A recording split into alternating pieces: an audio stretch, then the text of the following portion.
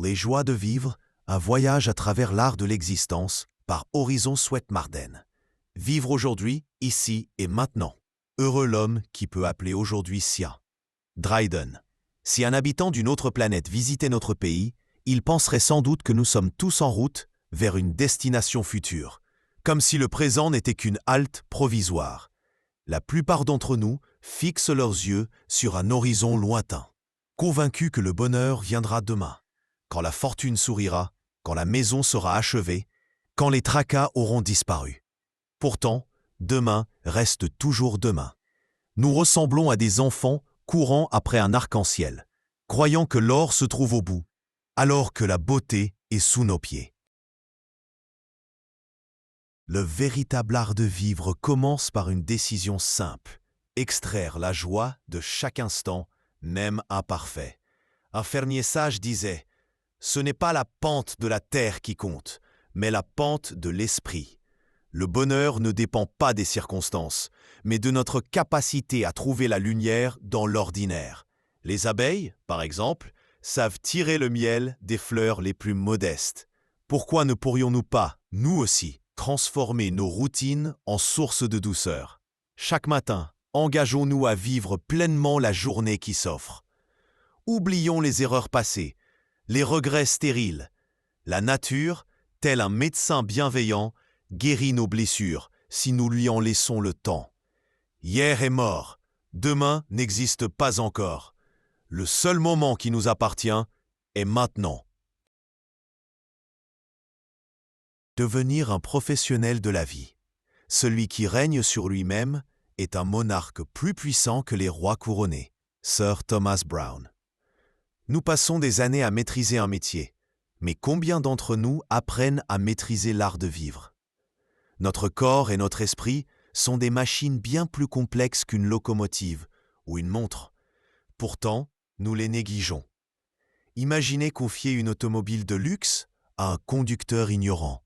Le résultat serait catastrophique. Pourtant, nous maltraitons notre véhicule humain par le stress, la colère ou l'excès. Puis, nous nous étonnons de ces dysfonctionnements.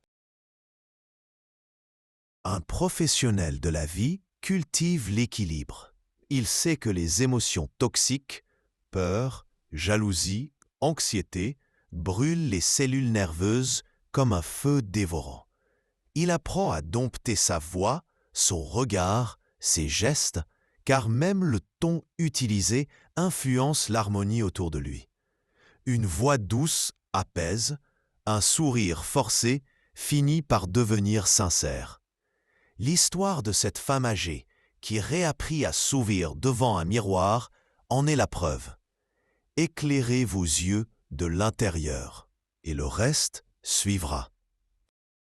La santé physique et mentale est le fondement de cet art. Un esprit fatigué est un instrument désaccordé. Apprenons à lubrifier nos rouages par le repos, l'exercice et une alimentation saine. Comme une montre précise, notre être ne fonctionne bien que lorsque chaque pièce est en parfaite synchronie. La chasse au bonheur est une mosaïque faite de petites pierres. L'humanité entière court après le bonheur, mais peu comprennent où le chercher. Nous le confondons souvent avec le plaisir éphémère ou la possession matérielle. Pourtant, le vrai bonheur est un sous-produit de l'effort noble, de la générosité et de l'harmonie intérieure. Un homme riche avoua un jour que son acte le plus joyeux fut de payer l'hypothèque d'une veuve démunie. Le bonheur, comme la manne biblique, ne se stocke pas, il se cueille au quotidien. Reportez un acte de gentillesse et il perdra sa fraîcheur. Retenez un compliment et il se fanera comme une fleur coupée.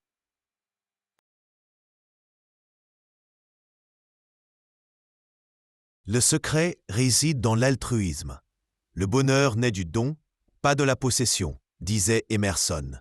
Ceux qui accumulent des richesses égoïstement finissent par ressembler à des avares entourés d'or, mais privés de chaleur humaine. En revanche, celui qui partage, même un vieux piano rouillé, peut illuminer la vie d'un autre. Éduquer les jeunes à la lumière. Un enfant sans joie est une rose sans parfum. Proverbe. L'enfance devrait être un jardin ensoleillé, mais trop d'adultes étouffent cette lumière par des interdits et des peurs.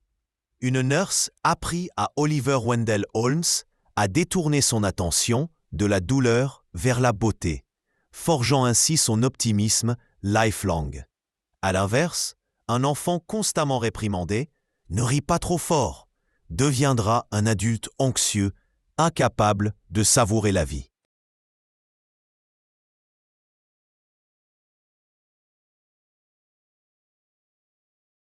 Le jeu est aussi vital que l'oxygène. Il stimule la créativité, renforce les liens sociaux et prépare à affronter les défis futurs. Une jeunesse joyeuse est le terreau d'une maturité équilibrée. Encourageons les rires, les explorations, les rêveries. Comme le disait Montaigne, parons les écoles de images, de la joie et des grâces. Richesse et bonheur, un mirage. L'argent n'a jamais rendu un homme heureux. Benjamin Franklin. Le mythe de la richesse comme clé du bonheur persiste. Mais combien de millionnaires déprimés le démentent chaque jour? George Pullman, après avoir amassé une fortune, confessa « Je ne suis pas plus heureux qu'à l'époque où je n'avais rien. » L'argent peut acheter le confort, mais non la paix intérieure.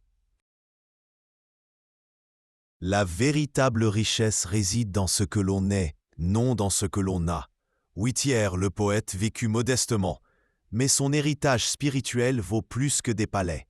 Un homme généreux, entouré d'amis sincères, est plus riche qu'un avare solitaire.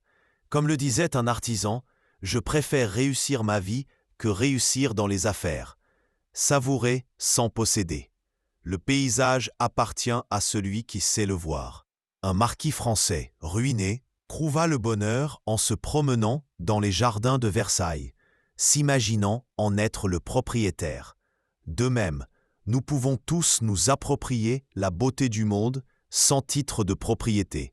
Un coucher de soleil, une mélodie d'oiseau, une œuvre d'art dans un musée public. La gratitude transforme l'ordinaire en extraordinaire. Pourquoi envier le voisin qui possède un piano dans son grenier? Peut-être ce piano, offert, deviendra-t-il la clé du rêve d'un jeune musicien. La joie ne réside pas dans l'accumulation, mais dans le partage. Le péché des nerfs fatigués, la fatigue est le nid de l'irritabilité. Un avocat ambitieux, épuisé par des journées de 15 heures, finit par s'effondrer. Son erreur? Avoir cru que la réussite exigeait le sacrifice de sa santé. Le surmenage est un voleur de joie. Le cerveau, comme un muscle, a besoin de repos pour rester alerte. Les disputes domestiques, les conflits professionnels naissent souvent de la fatigue accumulée. Une nuit de sommeil réparateur, une promenade en nature ou simplement un rire partagé peuvent désamorcer les tensions. Rappelons-nous, mieux vaut aiguiser sa scie que s'épuiser à couper du bois. Cultiver la santé et la joie. Le bonheur est un choix quotidien. Une femme hypocondriaque, obsédée par ses prétendues maladies, découvrit que sa guérison commençait par un sourire forcé devant son miroir. Redressez les coins de votre bouche et votre esprit suivra, lui avait ordonné un médecin visionnaire. Notre corps reflète nos pensées. Une mentalité positive renforce le système immunitaire, tandis que la peur et l'anxiété ouvrent la porte aux maladies.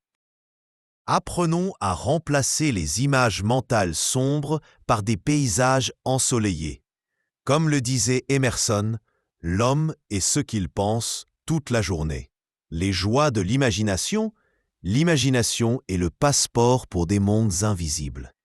Une vieille dame alitée voyageait mentalement chaque jour, revisitant l'Italie de sa jeunesse ou écoutant des opéras imaginaires. Son secret? L'imagination, cette faculté divine qui transcende les limites physiques. Shakespeare, Milton, Beethoven, Tous sont puisés dans ce réservoir intérieur. L'imagination n'est pas une fuite, mais un outil pour recréer la réalité. Comme le disait Ruskin, le plus pauvre peut posséder des royaumes invisibles. Prendre la vie trop au sérieux, le sérieux est l'ennemi de la sagesse. Proverbe chinois.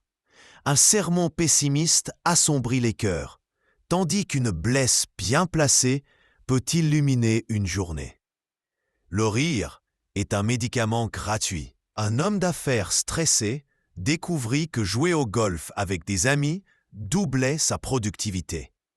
Le travail sans pause est contre-productif. Comme le disait un philosophe, la chaise longue est une pièce essentielle de la vie intense. Le bonheur se cultive. Le bonheur est une habitude à arroser chaque matin. Une mère, ayant perdu tous ses enfants, retrouva la joie en aidant les orphelins. Son secret ?